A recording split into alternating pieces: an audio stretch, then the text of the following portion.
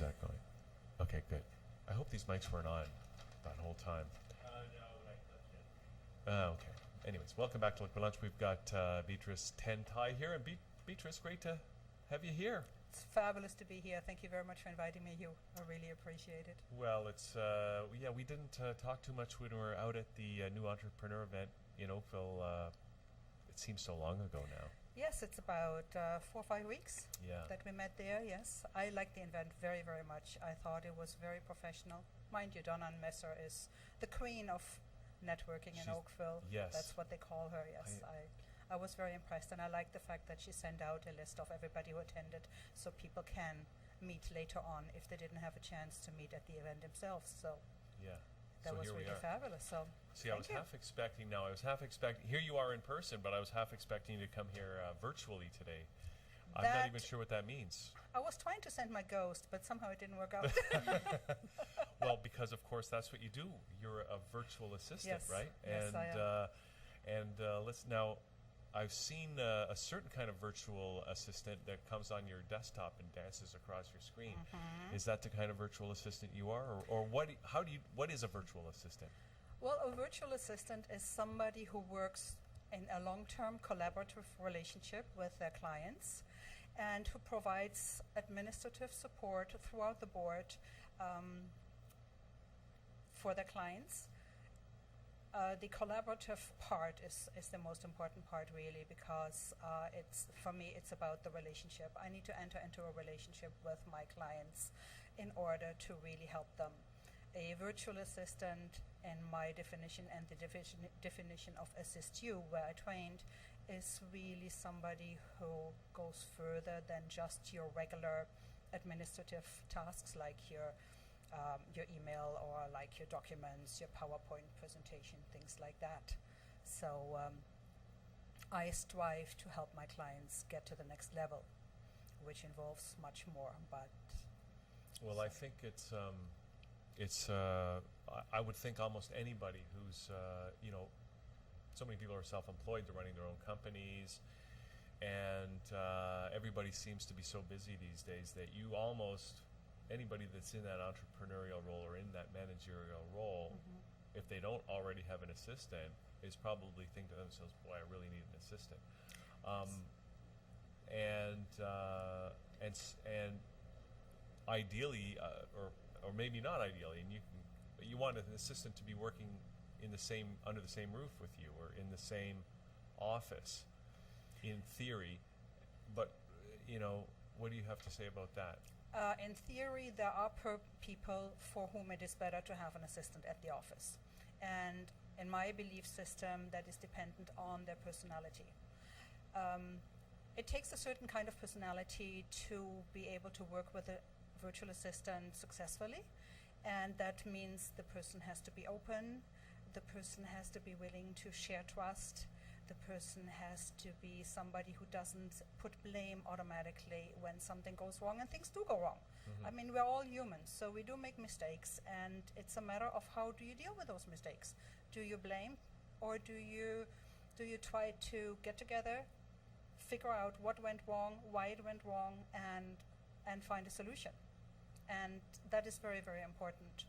So if you are a person who does not like to do that and puts blame and is a loner and doesn't really want to collaborate and want to micromanage, it'll be very difficult for you to work with a virtual assistant, because a virtual assistant, the way I've been trained, is I go a step further than the regular administrative work.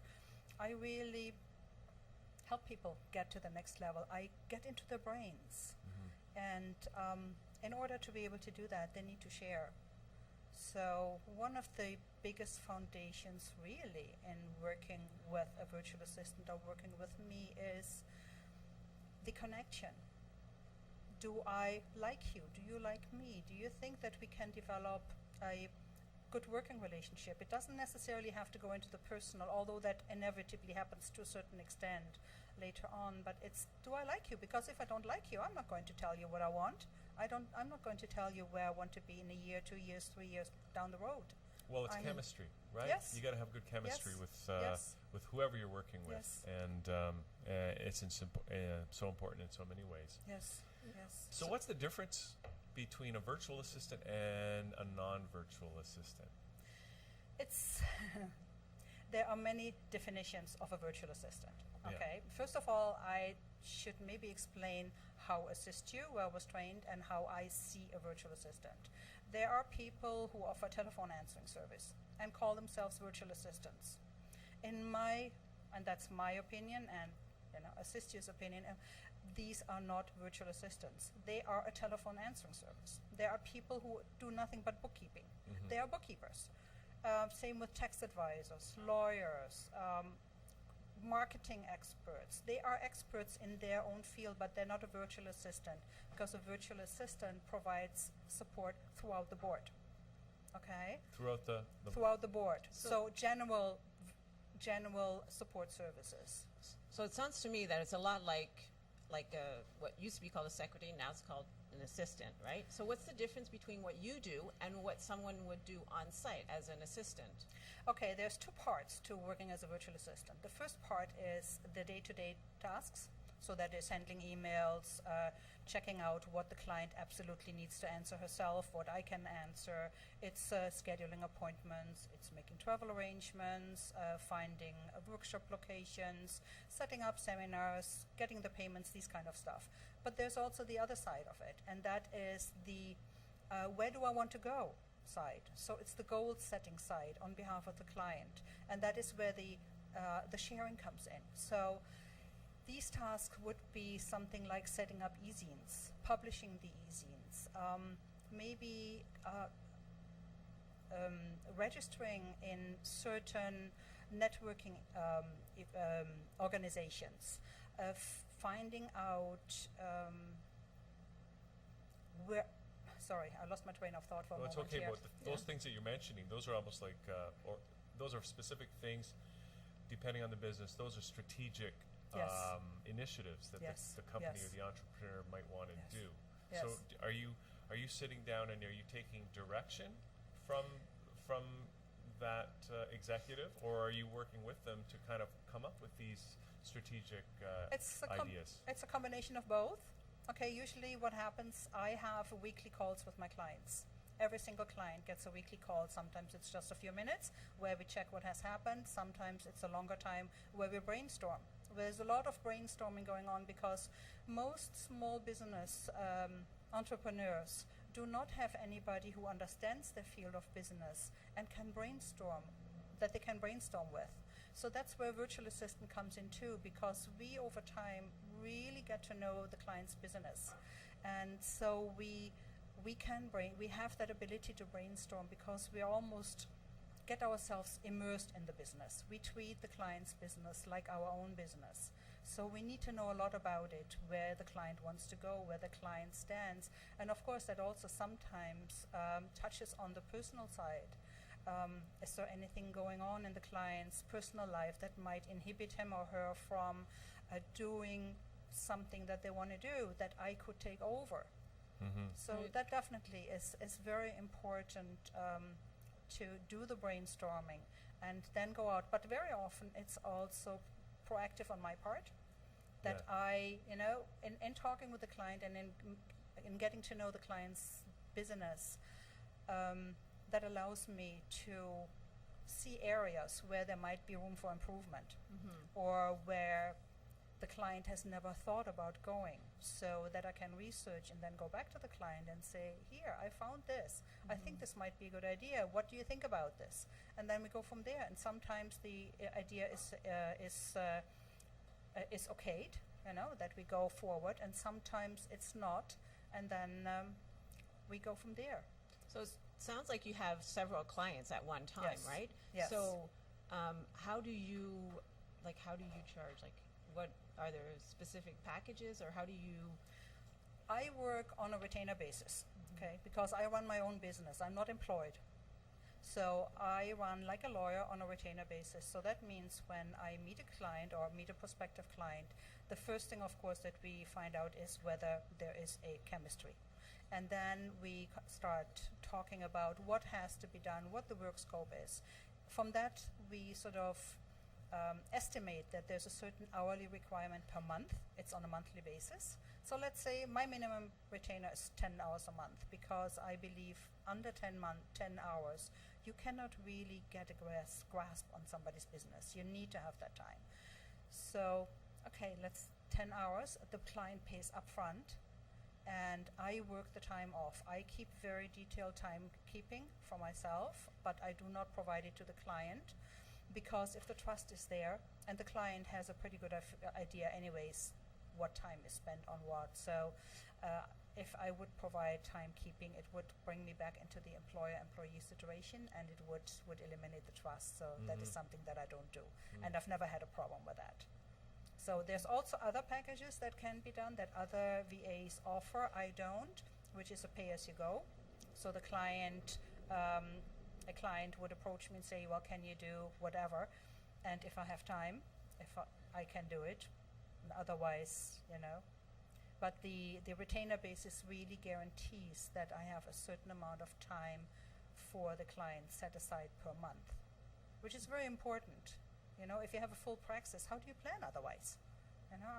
You do that too in your business. You have to plan who you're going to invite to have an interview with you and what you're doing throughout the day. And it's the same here, because we all only want to work a certain amount of time or have to work a certain amount of hours. So we need to have good planning, and that is one way on guaranteeing for the client that this happens.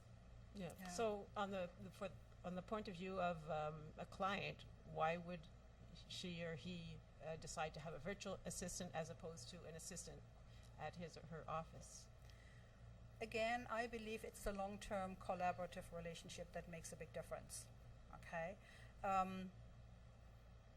An employee, it can happen as well with an employee, but it usually does not, because just of the employer-employee levels. An employer usually does not look at an employee with the eyes of somebody who is an equal that you can brainstorm with. So I find the long-term part is very important, and the collaboration really. So my clients, they really like working with me. The other thing is, of course, also if you have somebody in the office, you have to pay social benefits, you have to have a desk, you have to have a computer, etc., etc., and all these costs are not there in working with a virtual assistant. So there is, in a certain sense, maybe a cost saving there. On the other hand, of course, a virtual assistant, due to the ability and the knowledge that she has, is more expensive than an employee. So in the end, I guess it maybe evens out. But it depends. Many people, many small business people work from home. They don't want anybody in their own house. They're quite happy with having somebody who's hundreds and hundreds of miles away. So they can save money by using a virtual assistant. I'm just saying, because they don't have to hire you full-time per se. Right. Right? That's all I'm saying. They save money in a sense that they do not have to pay for coffee breaks, for the employees sitting at the telephone making private calls, for washroom breaks, for things like that. Because when we as virtual assistants, we do work on our clients' work, this is when my timer is ticking. If I go to the washroom, if I get myself a coffee, this timer is off. So you get more value for the money where that is concerned. Right. Absolutely. Yeah. Absolutely, yes. And of course, it takes integrity to do that. But again, there's where the trust relationship comes in. It sounds like this is sort of a new, admin assistants or whatever, that kind of administration assistant, executive assistant role has been around for a long time. But what you're calling a virtual assistant, the ability to take on, in a sense, less than a full-time person doing that role, or the ability to do it virtually, is a relatively new thing. And it requires a certain special kind of skill set that you're obviously bringing to the table. What was it that got you into this? Why did you decide to do this? I worked in administrative office positions for about 25 and more years. And I love supporting business, but I'm also a people person. I need people contact. And I always wanted to have my own business. I wanted to be free to work when I want to work. Now, being a virtual assistant, I can do my client work at 10 o'clock in the night or on a Sunday if I wish. I can take a day off as long as the work is done. So that was very, very important for me. My family life also, to be able to spend more time with my siblings, with my nieces, nephews, travel. My husband and I both like to travel. So I can take my business with me. I spent 7 weeks on a boat last year, and I took my business with me. And I worked from the boat. It had its challenges, though. It's not easy to work from a boat, trying to find internet connections, and every once in a while you find yourself in a big hole and there's no internet. But it works. It was a very good learning lesson. So where there's a will, there's a way. And I really enjoy my clients. I love my clients, and I believe they like me too quite a bit. So it's a very, very good feeling to do the work. When I get up in the morning, I want to go and I want to do stuff because I have this connection, this relationship with them. So yeah, that's why I really like to do this. Now, did you have to do any training to do this? Yes. I didn't have to. You can start your virtual assistance business without training, but I chose to do training. I trained at Assist University, which of course is virtual, and was founded by Anastasia Bryce about 12 years in the 90s. And she founded it because she was an admin person herself and started working virtually with a very well-known author in the 80s. And from there on, her idea developed that she decided there has to be a training for virtual assistants to help them get started and work with their clients. So she founded Assist You, and they offer a 20-week training course, which of course is virtual. It's being revamped at the moment and will be relaunched in the fall. When I trained, there were weekly phone calls and there was a class. We were 6 in our class. And the rest is homework, all via internet, email, websites. So very, very comprehensive. And what I liked about it is that the course itself was not geared to the skill levels, like skill set like Microsoft Office or PowerPoint or stuff like that. It was more geared to how do you relate with the clients? Mm-hmm. What do you need to do? How do you relate with them? What are the foundation blocks to really find clients that are ideal clients? And how do you determine what your ideal client is? It's not easy to do that. And also, how do you find a niche? Do you need a niche? Or how do you find it? And if so, what niche is it? Do you have a niche? I do not have a niche yet. No, I'm a generalist. Yeah. I know my ideal clients, and it's 90%. It's not 100% clear yet. I've only done this for 1 year, so I'm still working on it. But it turns out that I love to work with women. I work with men too, but I like to work with women. They really attract me. Usually in their late 30s, in their 40s. One requirement I have is that they have to have been in business for a minimum of 3 years, because I don't want to go through growing pains and stuff like that. And it seems, and that's really interesting, especially in view of the person who was sitting here before, I seem to work a lot with ethnic women. So Jamaica, Palestine, Lebanon, other countries, very, very interesting, of course, also with the background, different mentalities, different traditions, which always has attracted me. So. And I guess that would be good for them, working with you, getting acclimatized to the whole Canadian experience, working with somebody who's got there's some experience here. Yeah, that sounds like this could be an added value. You could add value by, letting them know about the difference, or the way people operate here in Canada, the different Definitely can be. And I've been thinking, and my husband is talking about this to me as well, and I've been thinking really sort of maybe to specialize a little bit in that area, that I help new immigrants who want to immigrate to Canada, want to build a business or bring their business, or reverse, companies that are in Canada who want to go to Germany, because that's my home country, as you most probably hear with my slight accent. So that is something that I'm definitely interested in as well, because it really opens some doors. Now, I just want to ask you about, because if there's people out there saying, oh, gee, I need an assistant, but I don't feel comfortable with this idea of working virtually. What can you say about that? Try it out. Find somebody that really resonates with you, whom you really think you can connect with and trust, and make an agreement that you try it for a month or 2 months, with the understanding that if all works well, you continue working with each other.